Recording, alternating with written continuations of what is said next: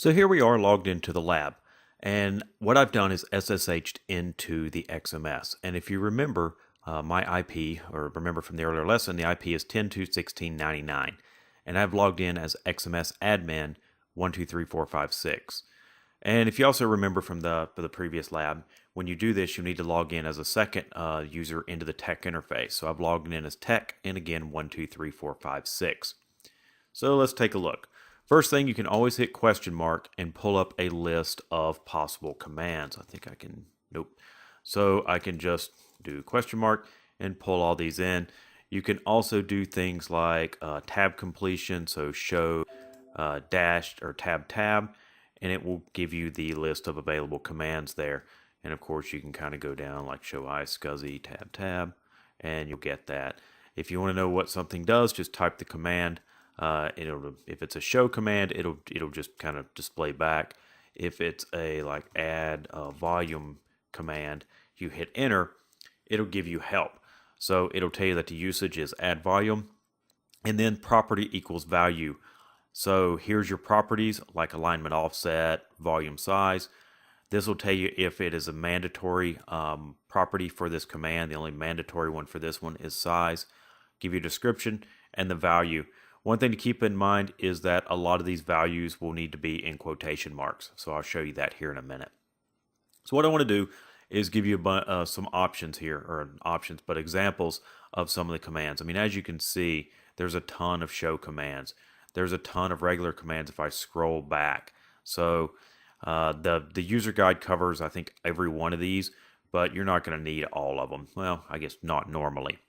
But you could do something as simple as, say, show bricks. It'll show the bricks in your cluster.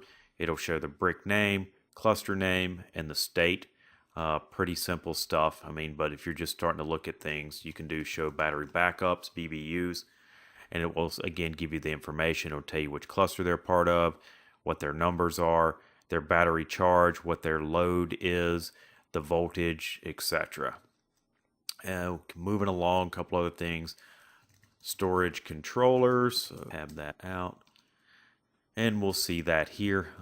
Again, if you have a higher resolution, it won't wrap quite as much, but it'll give you the controller names, the numbers, the IP addresses, the InfiniBand addresses, IPMI, things like that. If they're healthy, if they're enabled, what their state is, if there was an orderly or unorderly shutdown reason, anything like that, it'll show you all of that information. And just like you can do for controllers, we can do a show clusters. I only have one cluster, but it'll show it to you. It'll show you the logical volume size, the space that we're using, SSD physical capacity is about 7.5 terabytes there. How many total writes that we've done? Let's see, what is that, like 34 terabytes? That's pretty good. Total reads is 20 terabyte, and any issues there. You can also do things like show clusters info, and it'll give you a bit, again, information. Start time, software version, software version if you want to see what the version is, things like that. Serial numbers, APM number there. Let's see, you can do, well, we'll kind of hit on some of these when we do the upgrade, but show clusters upgrade, it'll tell you if it's doing an upgrade, what the current status is. You can do something like show data protect groups, but really with XDP on this thing, there's only one. But the nice thing is, if you are doing a rebuild, it'll show the rebuild progress, any preparation. When we get to the point we can do cluster rebalances, it'll show it there. So the UI isn't always as descriptive as far as percentages I'd like to see on rebuild, so you could come in here and use that command for that. Again, if you want to look at XMS, there's a show XMS, it'll show the IP address. You can also do shutdown XMS if you want to shut the XMS down. I'm not going to do that one. There's a restart XMS. You can do things like show the InfiniBand ports, show storage controller InfiniBand ports, and it'll show all those with the information, speed, 40 gig, things like that. There is a show InfiniBand switches ports, but we don't have a switch in this lab, so that doesn't help. You can do show DAEs, which will show you the DAEs, disk array enclosures. Serial number, again, that's handy if you're on the phone with EMC and they need that. It'll show the firmware version. You can also do show DAEs controllers to look at the controllers on the DAEs.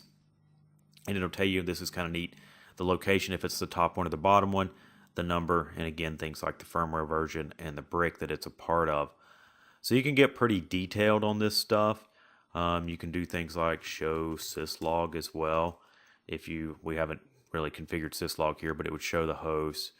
Let's see, we can do show server name according to the user's URL. Oh, tells you what the user's URL requests. Not really helpful there.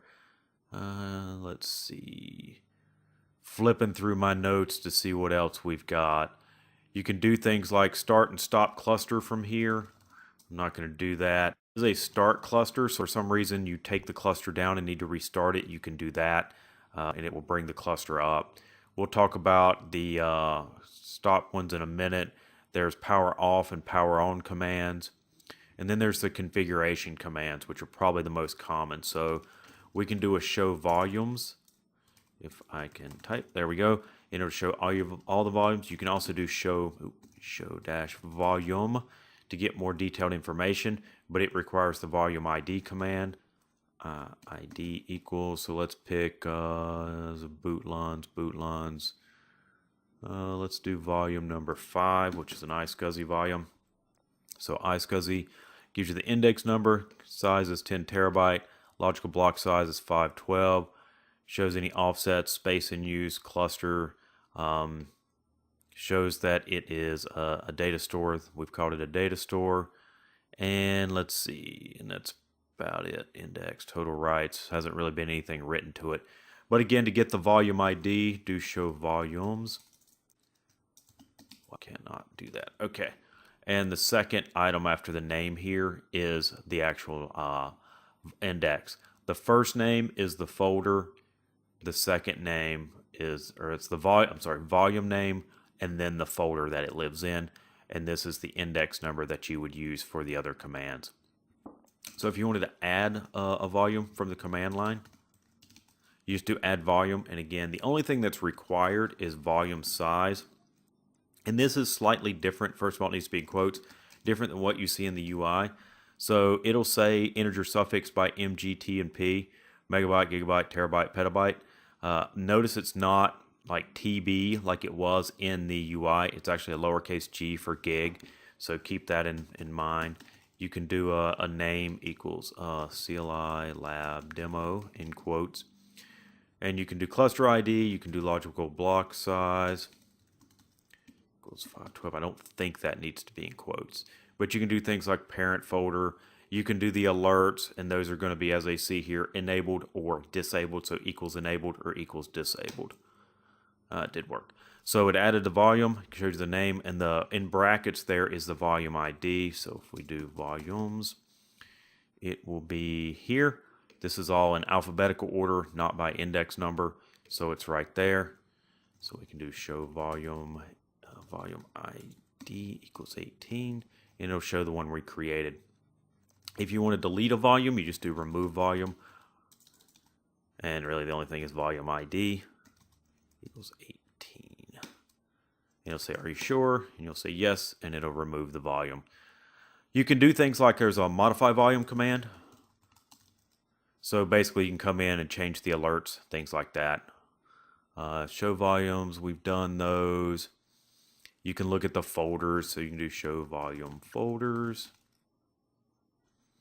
Like that, and it'll just show the different ones. Pretty neat. You can see how much space over here on the right is in the total volume size. So that's kind of cool if you want to see how things are broken out, number of volumes in each one. You can also do things like add and show initiators. So show initiator. If you do show initiators, it's kind of like show volumes, where it'll show all of them. Shows each initiator, index number, if it's fiber channel, if it's iSCSI, and the WWPN or the iSCSI IQN up here. Pretty handy there. And then you can do a show initiator. I guess there isn't a show initiator. Is that not correct? You can do groups. Yep, you can just do like connectivity and performance. So you can't drill down into a specific one. but you can do show them all and show the performance and connectivity status of each of those. You can modify, you can obviously remove an initiator, add one if you want to add initiator. Basically, you're going to need to give it the ID that you want to. You can give it a name, which I recommend that you do, and then the port address. So either your WWPN or your iSCSI IQN. For targets, for iSCSI targets, you can do show targets, and those will be all the things that we've kind of created. Actually, I guess for show targets, it's going to be both the fiber channel target, which would be the WWPN for each of your controller interfaces, FC1 and 2 on each controller, as well as the IQN on each of those for the iSCSI. Let's see, trying to think of what else. You can, LUN mappings. So we can do show LUN mappings. If you remember, back in an earlier lesson, I said to interchangeably use LUN and volume. Here you go. So here they use LUN, and it's basically going to show you the volume name and what it's mapped to and some of the other information. So basically, for example, Extreme IO fiber channel 01, which is 1, is mapped to 96541. It's not in any great order, but it's one line per initiator group that it is attached to. So volume name, index name, initiator group, and target group name. So you can show that. You can also, if you want to manually do this, you can do a map LUN and manually map them right from the CLI. You can do an unmap LUN to unmap that. You can look at alerts. So if you want to look at the alerts, you can, there's all the alerts. So this is an upgrade that failed. This was actually an upgrade. Where I tried to roll back the upgrade we're going to do here in a minute in another lab because I wanted to redo something and show you something else. Unfortunately, it would not let me roll it back, and that's where we get the failed upgrade. But you can do show alerts. You can acknowledge alerts if you want to, and then give it the alert ID. It's all pretty straightforward. You can do the same for events, show events, and it's going to show a ton of stuff. Let's see if I can break that. No. So probably want to dump that out to a text file. You can show event details, all the same stuff. You can do show iSCSI portals. I should have showed you this a minute ago, but those are the iSCSI portals, what I call the targets really, that we created earlier with the IP addresses and the IQNs. You can do things like adding user accounts, just kind of walk you through this. Add user account, show user accounts, obviously, remove user accounts. You can modify password if you want to change the password right here. And it'll say what do you want to change the password of the tech interface to. You can also, actually it doesn't show this, but you can also do user ID and change it for a specific, can't type. Change it for a specific user. So you could do a specific user ID. You do show users, user accounts, that's it. And again, get that. Let's see, anything else that I can think of?